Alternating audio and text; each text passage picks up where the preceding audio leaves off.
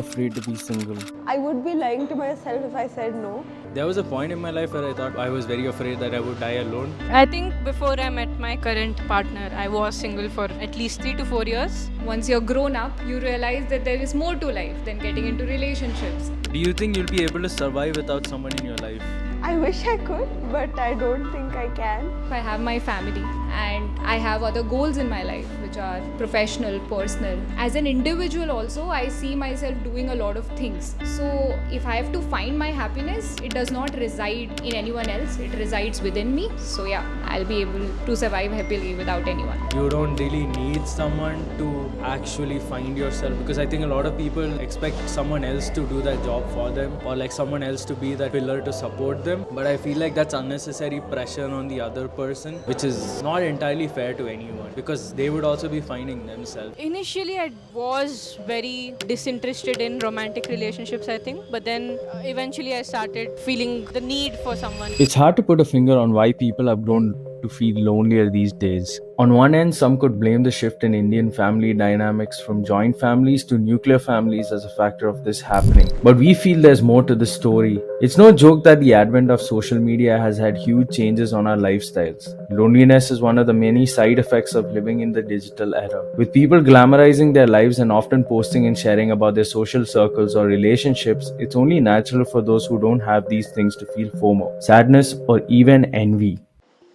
I won't say envy, I'll say FOMO. I do feel that, oh, I wish I had what they have, or why didn't I find a person? How did they find? Why was I not able to find? I have such thoughts. Everyone sees healthy relationships and you're like, oh, like I wish I also had that.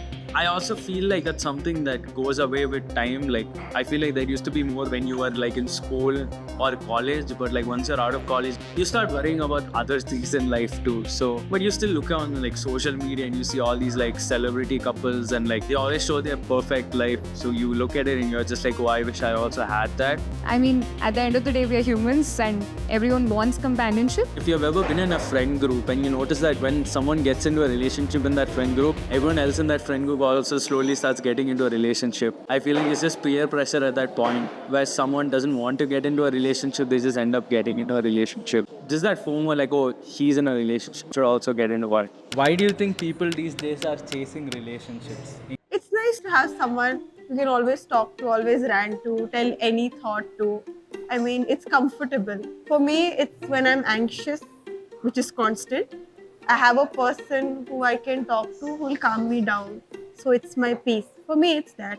But I'm assuming it's comfort for other people too. I mean, life isn't easy out there. So to have a comfort place, it's a nice feeling. So why would you not want to chase it? I think there's a fear of loneliness. People don't really understand how to be there for themselves or fill that void themselves. Once you chase something without any set perspective of what you actually want, like why are you doing it, instead of thinking it through, when they're just chasing relationships just for the sake of it, then they end up being in wrong relationships. So if I were to advise anyone who is chasing relationship just for the heck of it, I would just say just spend some time with yourself, because when you do that, that's when you realize what you want, and then probably seeking out a partner in a healthy way helps you end up being with the right person.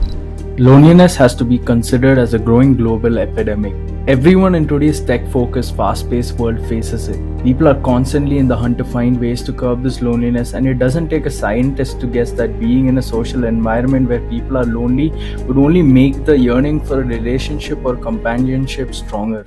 Honestly, learning to be happy with yourself alone, that's a crazy. Even if you're in a relationship and you learn that you can be alone, wow. Even if you're in a relationship, you should learn that. Why is it hard for you to spend time with yourself?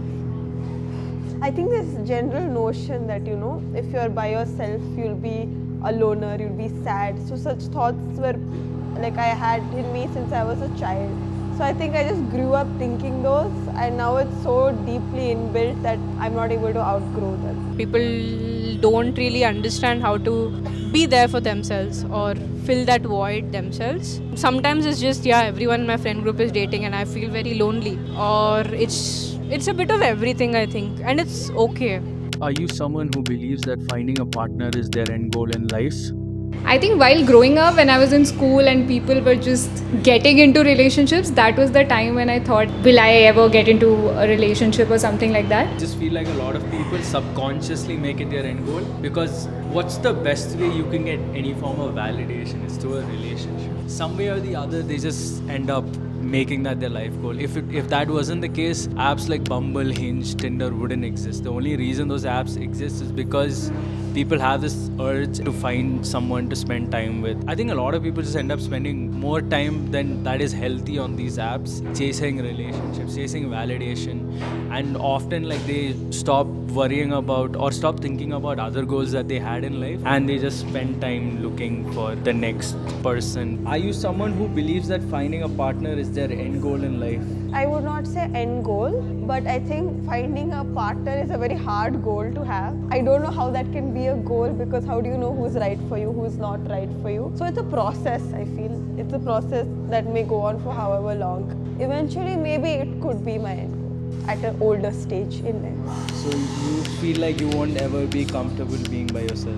It's scary to the thought of me being by myself. It scares me that I'll be alone and nobody will be there to take care of me. But hopefully I'm strong enough one day that, I don't have this fear, or I don't have to depend on someone to take care of me. And I hope I reach to that place. But at this point, It got lonely quite often. Like I would get touched out quite often. I would crave that feeling that, okay, if I had an outlet for all this love that I have, it would be great. I would love to share a feeling of a very happy relationship with someone. Thoughts that would run through my head, and at a point where it felt crippling without it, when I had my series of heartbreak. I think most people realize that after they've chased the wrong person, they get into a relationship with the wrong person, they break up with the wrong person, often in very toxic circumstances, and they're like, oh, what have I done? Then they will work on themselves for like the next 2-3 months, then the next person will come and the loop will repeat.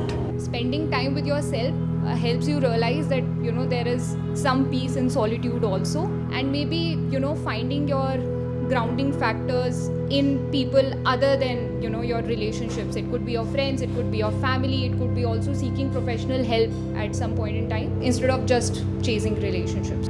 the bond you have with a friend is very different. Like, you love your friend, the kind of comfort and love you get from a partner is totally different. You can't compare. It's like apples and oranges. People are very, very important to me. They're a very integral aspect of my life. So I would want to end up with my partner, current partner, for the rest of my life. So if that didn't go my way for some reason, then I would be pretty sad, I think. It becomes toxic. Anything that's symbiotic often becomes parasitic, in my opinion. So you're just draining it off the other person. So momentarily you're growing, but you'll just die, and then you'll find your next host, which is your next relationship. I think once I have a strong sense of self, like so self-aware that no matter what comes, I will not lose myself, then I will not be scared to go in a relationship, because I'll be so strong from within that no matter how much time or whatever I spend on that person, I will not lose myself. So I think I'm still finding myself. Until then, I will